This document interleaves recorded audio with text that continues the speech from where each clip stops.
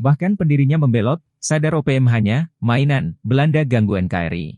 OPM selalu mengatasnamakan penduduk asli Papua yang menginginkan lepas dari NKRI. Akan tetapi, seorang pendiri OPM membeberkan fakta yang berlawanan. Ia pun akhirnya memutuskan membelot ke NKRI lantaran sadar sudah membuat kesalahan. Nicholas Meset, pendiri organisasi Papua Merdeka, OPM, telah kembali ke Indonesia pada 2007.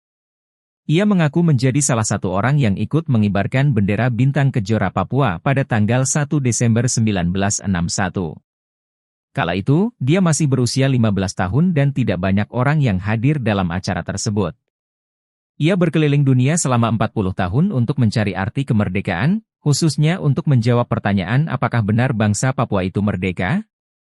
Setelah mendapat jawaban dari mendiang Nicolaas Jowe di Belanda, ia berpikir bahwa harus kembali ke Republik Indonesia. Dia kini tegas mengakui bahwa Papua sudah merdeka di bawah Negara Kesatuan Republik Indonesia pada tanggal 17 Agustus 1945. Pada tanggal 24 Agustus 1828 pemerintah Belanda atau pemerintah kolonial Belanda waktu itu resmi menyatakan bahwa tanah Papua adalah bagian dari Hindia Belanda. Atas alasan itu, dia mengajak para simpatisan OPM untuk bangun dari tidur. Sadarlah bahwa cita-cita pembentukan negara Papua adalah tipu daya Belanda.